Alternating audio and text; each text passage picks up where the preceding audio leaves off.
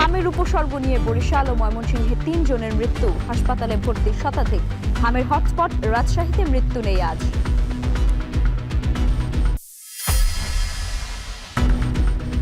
ভূগর্ভস্থ পানির ওপর অতি নির্ভরতায় বাড়ছে দুর্যোগ প্রবণতা। উপকূল সহ গ্রামাঞ্চলে সুপেয় পানির সংকট। 400-300 ফুট গেলে পানি পাওয়া যায় তো ডিপে, এখন তো 500, 600, 700 উপরে গেলে তারপরে পাওয়া যায় কিনা গ্যারান্টি নেই। আমার কলে কোনো পানি নেই, কোনো জায়গায় পানি নেই। আমি বহু দূরতে আমরা জ্বলাইতেছি। ভূগর্ভস্থ পানি তোলাটা বাড়ানো উচিত না। কুষ্টিয়ার মিরপুরে স্কুল শিক্ষার্থীকে ধর্ষণের অভিযোগ। মেহেরপুরে শিক্ষার্থীকে বলাৎকারের অভিযোগে মাদ্রাসা শিক্ষক গ্রেপ্তার।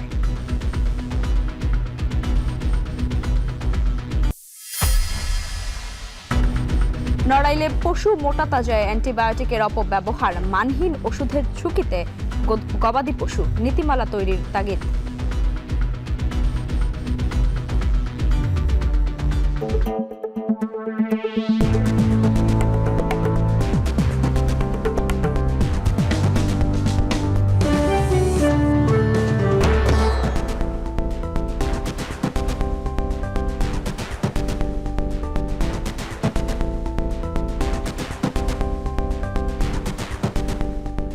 স্বাগত এখন জনপদে। পুরো আয়োজন জুড়ে সঙ্গে আছি লাইবা জান্নাত।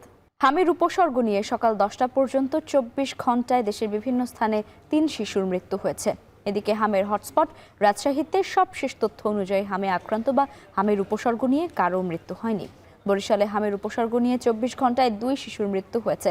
শেরেবাংলা মেডিকেল কলেজ হাসপাতালেই 2 শিশুর মৃত্যু হয়। এদিকে ময়মনসিংহেও 24 ঘন্টায় হামের উপসর্গ নিয়ে 1 শিশুর মৃত্যু হয়েছে। এই নিয়ে ময়মনসিংহে হামের উপসর্গ নিয়ে মৃত্যুর সংখ্যা 10 জন। তবে হামের হটস্পট রাজশাহীতে সকাল 10টা পর্যন্ত 24 ঘন্টায় হামে আক্রান্ত বা হামের উপসর্গ নিয়ে কারো মৃত্যু হয়নি। যদিও হামের উপসর্গ নিয়ে নতুন করে হাসপাতালে ভর্তি হয়েছেন আরও 29 জন। এদিকে কুমিল্লায় আরও হামের উপসর্গ নিয়ে 26 জন ভর্তি হয়েছেন হাসপাতালে। হামের উপসর্গ নিয়ে হাসপাতালের রোগী 500 ছাড়িয়েছে। এদিকে আগামী 12 এপ্রিল থেকে দেশের 5 সিটি কর্পোরেশনে ও পর্যায়ক্রমে সারা দেশে হামের টিকা দেয়া হবে বলে নীলফামারীতে জানিয়েছেন স্বাস্থ্য সচিব। আগামী 12 তারিখ থেকে আমরা ঢাকা উত্তর, ঢাকা দক্ষিণ সিটি কর্পোরেশন এবং চট্টগ্রাম সিটি কর্পোরেশন এলাকায় আমরা এই টিকাদান কর্মসূচি শুরু করব। 20 তারিখ থেকে আমরা বাকি সারা দেশে আমরা টিকা কর্মসূচি করব ইনশাআল্লাহ। রাজশাহীতে জ্বালানি তেলের তীব্র সংকট। পর্যাপ্ত জ্বালানি তেল না পাওয়ায় সবচেয়ে বেশি বিপাকে পড়েছে যানবাহন চালকরা। এদিকে সরবরাহ কম থাকায় পর্যাপ্ত তেল না পাওয়ায় নগরের বেশ কয়েকটি ফিলিং স্টেশন বন্ধ রাখা হয়েছে। যে কয়টিতে তেল দেওয়া হচ্ছে সেগুলোতেও গ্রাহকদের মানতে হচ্ছে কঠোর বিধিনিষেধ। এসব নিয়ে আরও জানাতে নগরের কুমারপাড়া থেকে যুক্ত হচ্ছেন মারুফ হাসান। মারুফ, রাজশাহীর জ্বালানি পরিস্থিতির সার্বিক চিত্র জানাবেন, আর পাম্পগুলো বন্ধ রাখা হয়েছে, গ্রাহকদের ভোগান্তি কেমন দেখছেন? লাইবা, দীর্ঘ সময় ধরে কিন্তু এখানে যারা বাইকার আছে এবং বিভিন্ন যানবাহন নিয়ে যারা এসেছেন তেল সংগ্রহ করার জন্য তারা কিন্তু অপেক্ষায় আছেন। এবং ভোর থেকে আমরা দেখেছি যে অনেকেই দীর্ঘ সারি ধরে ঘন্টার পর ঘন্টা অপেক্ষা করে তারা এই শুধুমাত্র জ্বালানি তেলের জন্য অপেক্ষায় আছেন। এবং ইতিমধ্যে আমরা দেখেছি যে বেশ কয়েকজন অভিযোগ করেছেন যে তাদের যে 5 থেকে 7 ঘন্টা 8 ঘন্টার অধিক পর্যন্ত সময় তারা লাইনে দাঁড়িয়ে আছেন এবং সেই পরিমাণ যে তাদের পর্যাপ্ত পরিমাণ তেলের যে সংগ্রহ সেটি কিন্তু তারা পাচ্ছেন না। এবং শুধুমাত্র 500 টাকার যে তেল পাওয়া যাচ্ছে সেই পরিমাণ তেল নিয়ে তাদের কিন্তু সন্তুষ্ট থাকতে হচ্ছে। পাশাপাশি আমরা দেখতে পাচ্ছি যে সকাল 8টা থেকে শুরু করে এখন পর্যন্ত কিন্তু এই যে নগরীর কুমারপাড়া গুলগোপুর পেট্রোলিয়ামে সেখানে কিন্তু জ্বালানি তেল সরবরাহ করা হচ্ছে। শুধুমাত্র এখানে এখন পর্যন্ত অকটেন আছে এবং পেট্রোল বা ডিজেল এগুলো কিন্তু এর আগেই শেষ হয়ে গেছে। এবং তারা কিছুক্ষণ আগে এখানে ঘোষণা দিয়েছেন শুধুমাত্র আর 400 লিটার তেল তারা কিন্তু দিতে পারবে আজকে। এবং আজকে সকাল থেকে মূলত তারা 9000 লিটার তেল দেওয়ার জন্যই কিন্তু তারা যে প্রক্রিয়া সেটি কিন্তু শুরু করেছে। সবচেয়ে বেশি ভোগান্তিতে পড়েছে যারা বিশেষ করে বাইকার আছে, তারা তাদের নিত্য দিনের যে বাহন সেটি ব্যবহারের জন্য যে পরিমাণ তেল লাগে সেটি কিন্তু তারা অনেকেই পাচ্ছেন না বলেও অভিযোগ করছেন। পাশাপাশি এখানে যে ছোট ছোট অন্যান্য গাড়িগুলো আছে তাদেরও কিন্তু একই অভিযোগ যে তারাও কিন্তু বেশি পরিমাণে যে তেলের দরকার সেটি কিন্তু তারা কোনোভাবেই পূরণ করতে পারছেন না। পাশাপাশি এখানে যারা পেট্রোলিয়াম পাম্পের কর্তৃপক্ষ আছেন তাদের সঙ্গে কথা বললাম, তারা বলছেন যে তেলের সরবরাহ সেটা স্বাভাবিক হলেই মূলত তাদের যে চাহিদা সেই অনুযায়ী কিন্তু তারা তেল দিতে পারবেন। এখন পর্যন্ত নগরীর অন্যান্য যেসব তেল পাম্প আছে সেগুলোতে আমরা দেখেছি যে বন্ধ করে রাখা হয়েছে। তাদের বন্ধ করে রাখার কারণ হচ্ছে তাদের যে সরবরাহ সেটি কিন্তু কমিয়ে গেছে এবং পরবর্তীতে তাদের মজুদ যদি আরও বাড়ে পরবর্তীতে সেই অনুযায়ী কিন্তু তারা গ্রাহকদের তেল আবার সরবরাহ করতে পারবে বলে কিন্তু আমরা জানতে পেরেছি। লাইবা রাজশাহীর যে গুলগফুর তেল পাম্প থেকে তেলের যে খবরাখবর সেই ছিল এখন পর্যন্ত আমার কাছে এই ছিল। লাইবা। রাজশাহীর জ্বালানি পরিস্থিতির সবশেষ খবর জানাচ্ছিলেন মারুফ হাসান। শহর ছাড়িয়ে চট্টগ্রামের গ্রামাঞ্চলে তীব্র আকার ধারণ করেছে সুপেয় পানির সংকট। সীতাকুণ্ড, মিরসরাই, কর্ণফুলী ও পটিয়া সহ অন্তত 50 গ্রামের মানুষ পড়েছেন ভয়াবহ পানির সংকটে। কোথাও 400 থেকে 500 ফুট গভীরেও মিলছে না নিরাপদ পানি। অপরিকল্পিত শিল্পায়নকেই দায়ী করছেন স্থানীয়রা। গ্রামাঞ্চলের এমন পানির সংকটের চিত্র তুলে ধরেছেন ফয়সাল করিম।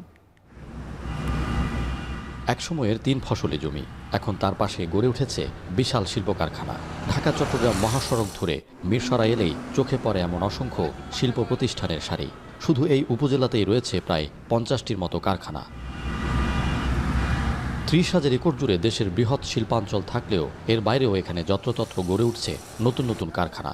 এতে হারিয়ে যাচ্ছে কৃষি জমি আর হুমকিতে পড়ছে প্রাকৃতিক পানির উৎস।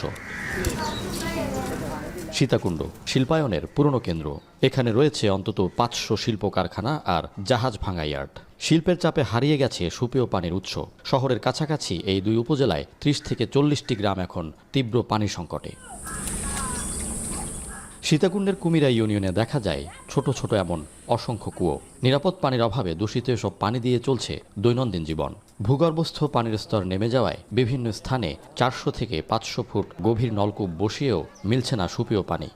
আগে 400-300 ফুট গেলে পানি পাওয়া যাইতো ডিপে, এখন তো 500-600-700 উপরে গেলে তারপরে পাওয়া যায় কিনা গ্যারান্টি নেই।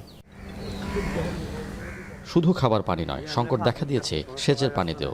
পাহাড়ি ছড়া শুকিয়ে গেছে, দখল আর দূষণে মৃতপ্রায় খালবিল। শিল্প কারখানার পানির চাহিদা মেটাতে কমে যাচ্ছে প্রাকৃতিক প্রবাহ। হুমকিতে কৃষি আর জীববৈচিত্র্য। যারা চাষবাস আছে অথবা ক্ষেত খোলা আছে, কিছু হইতেছে না পানির অভাবে। মনে হয় পানির কারণে যায় সবগুলো ধ্বংস আজ কয়েক বছর পর্যন্ত। পানি সংকটে নতুন মাত্রা যোগ করেছে জলবায়ু পরিবর্তন। হালদা নদীতে লবণাক্ততা বাড়ায় প্রতিদিন 5 থেকে 6 ঘন্টা পানি উত্তোলন বন্ধ রাখতে হচ্ছে ওয়াসাকে। নগরীতে প্রতিদিন প্রায় 14 কোটি লিটার পানির ঘাটতি দেখা দিচ্ছে। যেমন অমাবস্যা পূর্ণিমা আমার স্যালাইনিটি বাড়ে, তখন 2টা টারবাইন চালাই দিল। আমাদের প্রস্তাবটা এভাবে ছিল আর কি। আর অন্যান্য সময় 1টা টারবাইন চালাই রাখলে আমরা মোটামুটি ধরেন কিছু প্রোডাকশান কমবে, তারপরেও আমরা মোটামুটি সহনীয় মানে একটা পর্যায়ে গ্রাহকদেরকে আমরা পানি সরবরাহ দিতে পারবো। কর্ণফুলী নদী তীরবর্তী পটিয়া ও আনোয়ারাতেও একই চিত্র। অপরিকল্পিত শিল্পায়নের কারণে এসব এলাকাকে পানি সংকটাপন্ন ঘোষণা করেছে সরকার। অন্তত 15টি গ্রামের মানুষ নিত্য ব্যবহার ও কৃষিকাজে পানির অভাবে ভুগছেন। জলের নানা উৎস ধ্বংস হওয়ায় হুমকিতে পড়ছে মানুষ, কৃষি কিংবা প্রকৃতি। জলবায়ুর চ্যালেঞ্জের সাথে অপরিণামদর্শী শিল্পায়ন দিন দিন এই অঞ্চলকে ঠেলে দিচ্ছে এক বিপর্যয়ের দিকে। পরিবেশ আইন, পরিকল্পিত শিল্পায়ন কিংবা জলবায়ুর চ্যালেঞ্জ মোকাবেলার কোনো পরিকল্পনায় যদি কাজে না আসে, তবে পাহাড়, নদী, জলাশয়, হ্রদ কিংবা পানির নানা উৎসে সমৃদ্ধ এই চট্টগ্রাম ভবিষ্যৎ প্রজন্মের জন্য কতটুকু বসবাসযোগ্য বা নিরাপদ হবে। ফয়সাল করিম, এখন চট্টগ্রাম। নোয়াখালীর সুবর্ণচরে সুপেয় পানির অভাবে জনজীবন দিন দিন কঠিন থেকে কঠিনতর হয়ে উঠেছে। একদিকে খরা, অন্যদিকে সমুদ্রের লোনা পানির অনুপ্রবেশে নষ্ট হচ্ছে মাটির গুণাগুণ, বাড়ছে প্রাকৃতিক দুর্যোগের প্রবণতাও। পানির স্তর নিচে নেমে যাওয়ায় এবং ভূগর্ভস্থ জলাধার পূরণ না হওয়ায় পানির সংকটে বিপর্যস্ত এই জনপদের জনজীবন। আরও জানাচ্ছেন নাসিম শুভ। নোয়াখালীর সুবর্ণচর রবি শস্যের অন্যতম ভাণ্ডার হলেও বর্তমানে সর্বত্র মিঠা পানির জন্য হাহাকার। ভূগর্ভের পানির অনিয়ন্ত্রিত ব্যবহারের কারণে বাসাবাড়িতে গভীর নলকূপে উঠছে না পানি। পরিকল্পনা ও অনুমোদন ছাড়াই চাষিরা 1 থেকে 1,500 ফুট গভীর নলকূপ বসিয়ে সেচ কাজে ব্যবহার করছেন। এর প্রভাবে লাখ লাখ মানুষ দুর্বিষহ জীবন কাটাচ্ছেন। আমার কলে কোনো পানি নেই, কোনো জায়গায় পানি নেই, আমি বহু দূরতে আমরা জল আনতেছি। সিরিয়াল দেখতে একজনের কলেতে কদিন দিব জলে জেলে তার জল নিতে ইত্যান। বর্ষা শেষ হওয়া মাত্রই পানি আসে না টিউবওয়েলে। সুবর্ণচরে চাষাবাদের জন্য 245টি সেচ পাম্প অনুমোদন দেওয়া হয়েছে। এর বাইরে চাষিরা আরও 3,000-এর বেশি অনুমোদনহীন সেচ পাম্প স্থাপন করেছেন। এতে ভূগর্ভস্থ পানির স্তর নিচে নেমে যাওয়ায় টিউবওয়েলগুলোতে উঠছে না পানি। মাইলের পর মাইল হেঁটে পানি সংগ্রহ করছেন স্থানীয়রা। ইরিধানের চাষে দেখা গেছে প্রতি কয়েক জমি পর পর একটা সাবমার্সিবল পাম্প বসানো হচ্ছে, যেটা গভীর নলকূপ থেকে পানি উঠিয়ে আনা হচ্ছে। তো আমি যেটা দেখেছি যে এই নলকূপগুলোতে যে পরিমাণ পানি প্রয়োজন জমিনে তার চাইতে বেশি ব্যবহার হচ্ছে। আমাদের বাড়িতে তো এখন ডিবের ব্যবস্থা নাই, এখন সেলুকল একটা বসাইছিলাম, সেই সেলুকলও পানি উঠে না। আমাদের এখানে যে খালগুলো আছে এই খালগুলো দখল মুক্ত করে যদি এগুলাতে পানি সংগ্রহ করে রাখা হইতো বর্ষা মৌসুমে, তাহলে শুধু না আমরা ভূগর্ভস্থ আমাদের যে সুপেয় পানিগুলা থেকে আমরা বঞ্চিত হইতাম না। স্থানীয়রা জানান, পানি সংকট সমাধানে দ্রুত সময়ের মধ্যে ভূগর্ভের পানির মজুতের পরিমাণ জরিপ করতে হবে। নদীর ভাঙনের কবলে বিলীন হওয়া স্লুইস গেটগুলো পুনরায় নির্মাণ ও দখল হওয়া খালগুলো উদ্ধার করে সেখানে চাষাবাদের জন্য বৃষ্টির পানি সংরক্ষণ করা গেলে এই সংকট থেকে উত্তরণ সম্ভব। আর স্বল্প সময়ের মধ্যে স্থায়ী সমাধানের জন্য প্রয়োজনীয় ব্যবস্থা নেওয়া হবে বলে জানান জনস্বাস্থ্যের এই কর্মকর্তা। এই সমস্যা সমাধানের জন্য নতুন করে সম্মিলিত প্রকল্প প্রয়োজন, আমি মনে করি উদ্যোগ নিতে হবে। তাহলে আশা করি সবার সমন্বয় করে যদি আমরা বাস্তবায়ন করতে পারি এই সমস্যার সমাধান করা সম্ভব।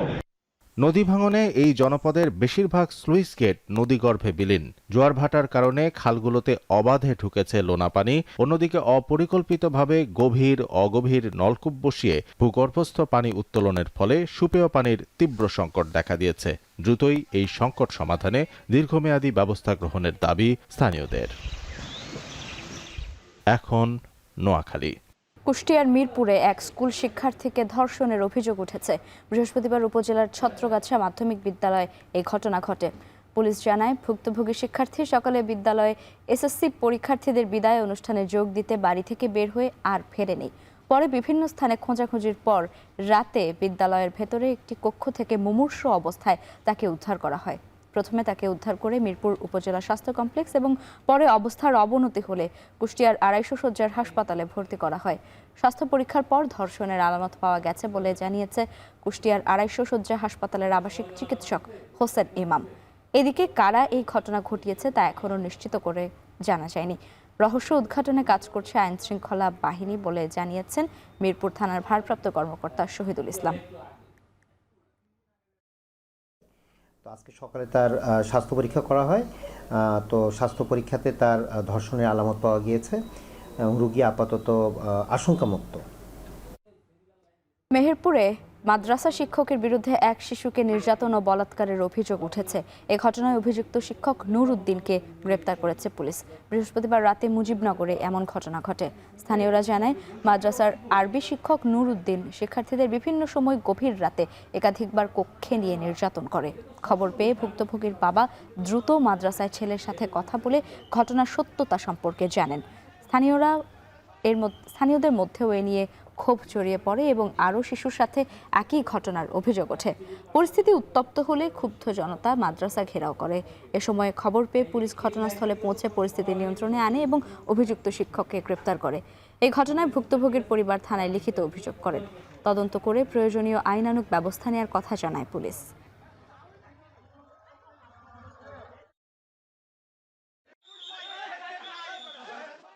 সিলেটের কোম্পানিগঞ্জ সীমান্তে ভারতীয় খাসিয়াদের গুলিতে এক বাংলাদেশি যুবক নিহত হয়েছেন। বৃহস্পতিবার রাত 9টার দিকে কোম্পানিগঞ্জ সীমান্তে এমন ঘটনা ঘটে। বিজিবি জানায়, রাতে কোম্পানিগঞ্জ উপজেলার দয়ারবাজার এলাকার 3 যুবক মাদকের চালান আনার উদ্দেশ্যে অবৈধভাবে ভারতের 1 কিলোমিটারে প্রবেশ করে। এ সময় চোর সন্দেহে সুপারি বাগানে স্থানীয় ভারতীয় খাসিয়ারা ছররা বন্দুক দিয়ে কয়েক রাউন্ড গুলি ছোড়ে। এতে সালেহ আহমেদ নামে একজন বাংলাদেশি গুলিবিদ্ধ হয়ে মারা যায়। নিহত সালেহ আহমেদের সঙ্গে থাকা অপর 2 যুবক তার মরদেহ উদ্ধার করে বাংলাদেশে নিয়ে আসে। নিহত যুবক সহ 3 জনই চোরাচালানের সঙ্গে জড়িত ছিল।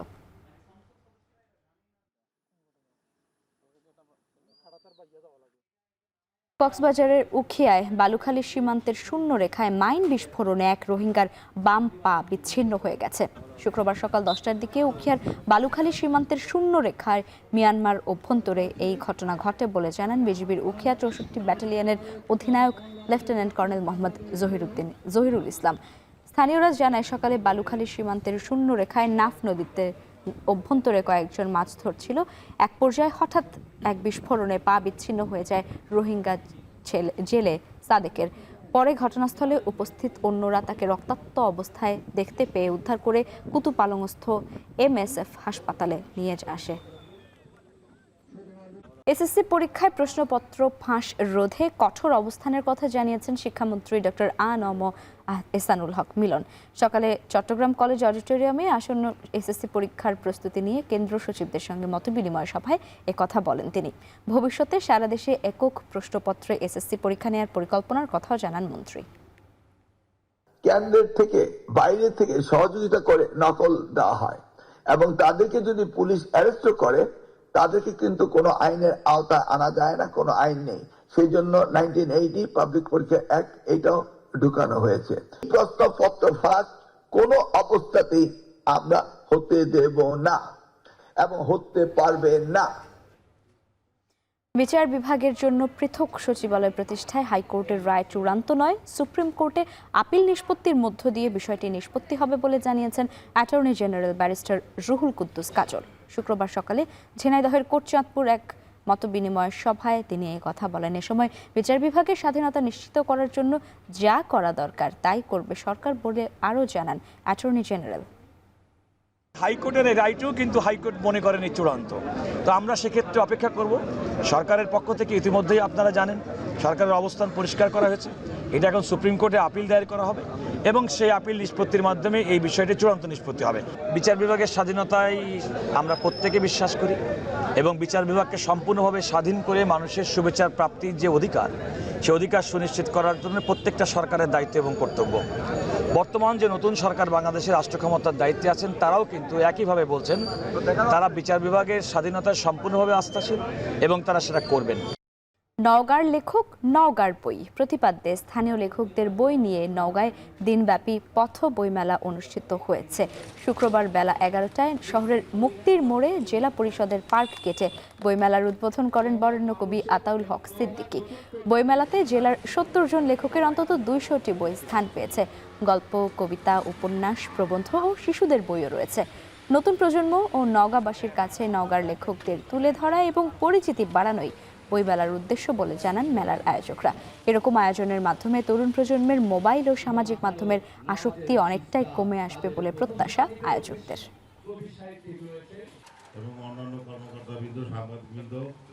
যেখানে মৃত্যু নিজেই আয়োজন করেছে ছুটির দিনে জমে উঠেছে চট্টগ্রামের মহান স্বাধীনতা বইমেলা। দুপুর গড়িয়ে বিকেল নামতেই বইমেলায় ঢল নামে বইপ্রেমীদের। পছন্দের বই সংগ্রহের পাশাপাশি প্রিয় লেখকের বই হাতড়ে ফিরছেন পাঠকরা। এছাড়াও সাংস্কৃতিক অনুষ্ঠান দেখতে কিংবা নিতান্তই সময় কাটাতেও আসছেন বহু দর্শনার্থী। এ নিয়ে আরও জানাতে নগরীর জিমনেশিয়াম মাঠ থেকে যুক্ত হচ্ছেন শোয়েব রহমান। শোয়েব, বইমেলায় পাঠক এবং দর্শনার্থীদের ভিড় কেমন দেখছেন আর কোন ধরনের বইগুলোর চাহিদা বেশি? লাইবা, আজ যেহেতু ছুটির দিন আমরা দেখেছি যে বিকেলের পর থেকেই ক্রেতা দর্শনার্থীদের মোটামুটি সমাগম বাড়ছে বইমেলা ঘিরে এবং বিশেষ করে তরুণ প্রজন্মে যারা রয়েছেন তাদের উপস্থিতি কিন্তু বেশ সরব উপস্থিতি আমরা দেখতে পাচ্ছি এবং মূলত ছুটির দিনটাতেই এই ধরনের ভিড় পরিলক্ষিত হয় বলে কিন্তু এখানে যারা স্টল দিয়েছেন তারা জানিয়েছেন। এবং আজকে বইমেলা শুরুর 11তম দিন চলছে এবং এই 11তম দিনে বেচা বিক্রির খবর যদি একটু বলতে চাই, সেই ক্ষেত্রে বিক্রেতারা বা স্টল যারা দিয়েছেন, প্রকাশনী সংস্থা যারা রয়েছেন, তারা বলছেন যে আশানুরূপ বেচা বিক্রি কিন্তু এখন পর্যন্ত হচ্ছে না। বিশেষ করে তারা বলছেন যে সকল ক্রেতা দর্শনার্থীরা আসছেন তার মধ্যে দর্শনার্থীর সংখ্যাই বেশি, ক্রেতার সংখ্যা খুবই সীমিত এবং এটার অন্যতম কারণ হিসেবে তারা বলছেন বলছেন যে গেল মাসেই কিন্তু অন্যতম বৃহৎ ধর্মীয় উৎসব ঈদ উল ফিতর অনুষ্ঠিত হয়েছে এবং সেই কারণে যারা পাঠকরা বা ক্রেতারা আসছেন তাদের হাতে টাকার একটি বিষয় রয়েছে এবং সেই কারণেই মূলত এবার ক্রেতার সংখ্যা কিছুটা কম বলে মনে করছেন এবং সেটিকে তারা এমনভাবে বলছেন যে 11তম দিনে এসেও এখন পর্যন্ত 1/3 গেল বছরের তুলনায় 1/3 বেচা বিক্রি হয়েছে বলে কিন্তু তারা জানিয়েছেন।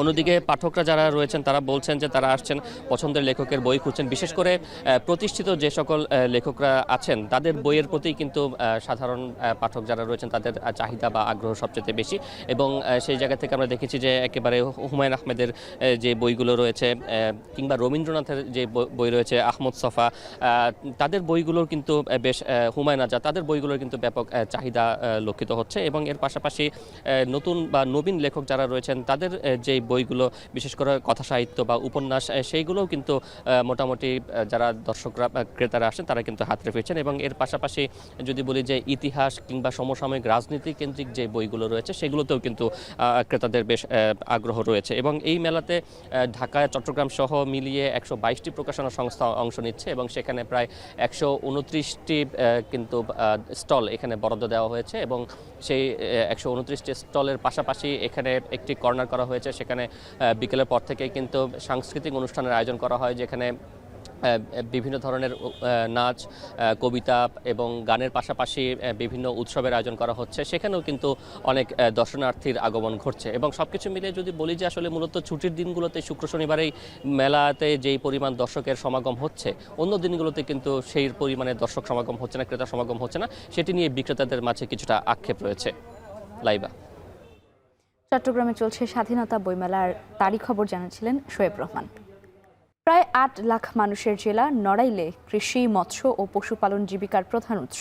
কয়েক দশক ধরে এখানকার খামারি ও চাষিরা বাণিজ্যিকভাবে গরু ও ছাগল মোটাতাজা করেন। তবে সম্প্রতি ভুঁইফোর বিভিন্ন কোম্পানির অ্যান্টিবায়োটিক ওষুধের ব্যবহার আশঙ্কাজনকভাবে বেড়েছে। চিকিৎসকরা বলছেন অতিরিক্ত অ্যান্টিবায়োটিক দেয়া গৃহপালিত পশুর মাংস খেয়ে বিভিন্ন রোগে আক্রান্ত হওয়ার ঝুঁকি বাড়ছে। ইমরান হোসেনের পাঠানো তথ্য ছবি নিয়ে প্রতিবেদন। প্রায় 8 লাখ মানুষের জেলা নড়াইল। শিল্প কলকারখানা গড়ে না ওঠায় কৃষি, মৎস্য ও পশুপালন জেলাবাসীর জীবিকার প্রধান উৎস। 82% মানুষ নির্ভরশীল কৃষিকাজের ওপর। 1.5 লাখ মানুষ জড়িত পশুপালনে। জেলায় পশু মোটাতাজাকরণে বাড়ছে খামারিদের প্রবণতা। বিশেষজ্ঞের পরামর্শ ছাড়াই পশুর শরীরে প্রয়োগ করা হচ্ছে বিভিন্ন ধরনের অ্যান্টিবায়োটিক। ওষুধপত্র লাগলে কোনো মারাত্মক ক্ষতি হলে সেই সময় ডাক্তার আসে, ফোন দিয়ে আসে, যে ওষুধটা প্রয়োজন সেটা দিয়ে আসছে না, ভালো ডাক্তারের ট্রিটমেন্ট হয় না, এমন একটা অ্যান্টিবায়োটিক ব্যবহার করতে যেটা মানুষের জন্য ক্ষতিকারক। প্রান্তিক হাটবাজারে ভুঁইফোর কোম্পানির মানহীন ওষুধের সহজলভ্যতা এই প্রবণতাকে আরও বাড়িয়ে দিচ্ছে। এতে গবাদি পশুর পাশাপাশি মানুষেরও বাড়ছে মারাত্মক স্বাস্থ্য ঝুঁকি। যথাযথ কর্তৃপক্ষের নির্দেশনা অনুযায়ী অ্যান্টিবায়োটিক ব্যবহার করা উচিত। এই যে অ্যান্টিবায়োটিক প্রয়োগগুলো আছে বিভিন্ন দোকানে গেলেই দিয়ে দেয়, এটা জবাবদিহিতা থাকার দরকার। খামারিদের সঠিক ডোজ, রোগ নির্ণয় এবং প্রয়োগ পদ্ধতি সম্পর্কে পর্যাপ্ত ধারণা না থাকায় অপ্রয়োজনীয় এবং কোনো ক্ষেত্রে অতিরিক্ত মাত্রায় অ্যান্টিবায়োটিক প্রয়োগ হয়। এতে যেমন পশুর স্বাভাবিক বৃদ্ধি ব্যাহত হয়, তেমনি বেড়ে যায় উৎপাদন খরচ। ছোট ছোট রোগের চিকিৎসায়ও কার্যকারিতা হারায় সাধারণ ওষুধ। গরু বা ছাগল অসুস্থ হয়, আমাদের কাছে কেউ আসলে আমরা আমাদের অফিসারদের সাথে ডিএস স্যার বা ডিএলও বা ইওলো স্যারের সাথে আমরা পরামর্শ করি ফোনে। অনেক খামারে জানেন অনেক সময় কীটনাশক খাওয়াতে হয়, ভিটামিন মিনারেলস খাওয়াতে হয়। আমাদের এখানে মিনিমাম 30 থেকে 35 কোম্পানির ওষুধ পাওয়া যায়। জেলা প্রাণী সম্পদ কর্মকর্তা বলছেন অ্যান্টিবায়োটিক ব্যবহারের বিষয়ে একটি নীতিমালা তৈরি প্রক্রিয়াধীন, যেখানে শুধুমাত্র বিশেষজ্ঞের পরামর্শেই ব্যবহার করা যাবে অ্যান্টিবায়োটিক। অন্যদিকে জেলার সিভিল সার্জন বলছেন অ্যান্টিবায়োটিক প্রয়োগ করা পশুর মাংস খেলে চর্ম, অমাশয়, অ্যালার্জি, হাঁচি, কাশি ও হাঁপানি সহ বিভিন্ন প্রকার রোগে আক্রান্ত হওয়ার শঙ্কা তৈরি হয়। যারা খামারি আছে সকলকে সচেতন হতে হবে, যাতে আমরা যে কোনো রোগেই যত্রতত্র অ্যান্টিবায়োটিক ব্যবহার না করি। অ্যান্টিবায়োটিকের প্রভাবে আমাদের মানুষের শরীরের পাশাপাশি পুরো আমাদের এই ইকোসিস্টেম, পরিবেশও ক্ষতিগ্রস্ত হচ্ছে। অতএব এগুলো ডাক্তারের পরামর্শ ছাড়া আমার মতে একদম গ্রহণ করা উচিত না। দেশের আইন অনুযায়ী বিশেষজ্ঞদের পরামর্শ ও প্রেসক্রিপশন ছাড়া যে কোনো অ্যান্টিবায়োটিক ওষুধ বিক্রি করা শাস্তিযোগ্য অপরাধ। অ্যান্টিবায়োটিক বিক্রয়ের যে নীতিমালা, সেই নীতিমালাটা শুধু আইন থাকলে হবে না, এর কঠোর প্রয়োগ দরকার।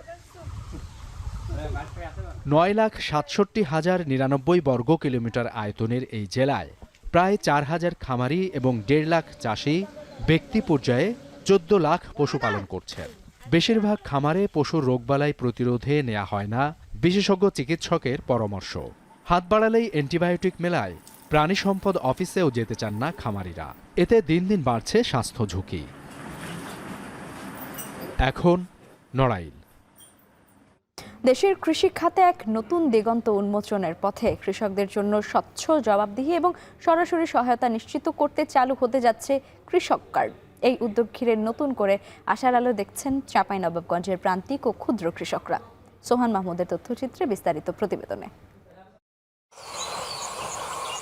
কৃষি নির্ভর জেলা চাঁপাইনবাবগঞ্জ। নানান সমীকরণে প্রণোদনা বিতরণে বিলম্বের কারণে প্রান্তিক ও ক্ষুদ্র অনেক কৃষক এখনো রয়েছেন অন্ধকারে। সদর উপজেলার বারোঘরিয়া ইউনিয়নের কৃষক এদিন ইসলাম নতুন সরকারের কাছে প্রত্যাশার হিসাব করছেন তিনি। ঠিকভাবে ন্যায্য মূল্যে যেটা বাজার সরকারের সেই হিসাবে যেন আমরা পাই। মাঠে সোনা ফলানো কৃষকরা তাকিয়ে আছেন কৃষক কার্ড হাতে নিয়ে ন্যায্য অধিকার বুঝে নিতে। কৃষি কার্ডগুলা পাই, তাহলে সাহার মাহার তেল মেল এইসবগুলা এই দেশে পাবো, আমাদের কৃষক কাজে ব্যবহৃত করা ভালো হবে। 10 বিঘা 12 বিঘা আমি ধান করেছি, ধান করে কোনো ফায়দা হয়েছে না। সরকার কৃষি দেয়, কার্ড করে দেয়, তাহলে আমার একটু উপকার হবে। কিছু কার্ডটা কিনে আসলে সহজে সাহার পানি পাবো, কিনতে পাবো, পুঁজিপত্র পাবো, ফসলটা ভালো হবে। এতে কৃষকদের নিজস্ব পরিচয়ের পাশাপাশি তারা এগিয়ে নিতে চান কৃষি অর্থনীতিকে। কৃষি কার্ডটা দিলে সাহার পাঙ্গাস এটা ওটা পাবো। সাহার সব কিছু যে কোনো জিনিস কোনো জায়গাতে গেলে আঁচতে গেলে হয়তো কার্ডটা নিয়ে গেলে পাওয়া যাবে। কৃষক কার্ডের কার্যক্রম প্রান্তিক পর্যায়ে বাস্তবায়িত হলে প্রকৃত কৃষকরা লাভবান হবেন, এমনটাই মনে করছেন বিশেষজ্ঞরা।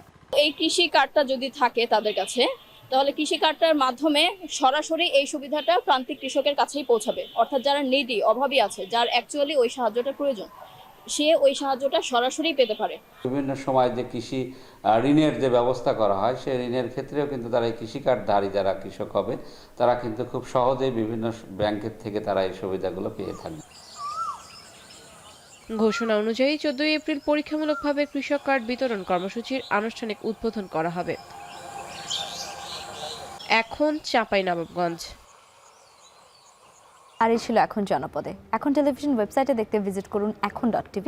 এছাড়া ফেসবুকে দেখতে ভিজিট করুন facebook.com/tv.এখন এবং ইউটিউবে দেখতে ভিজিট করুন youtube.com/c/এখন tv।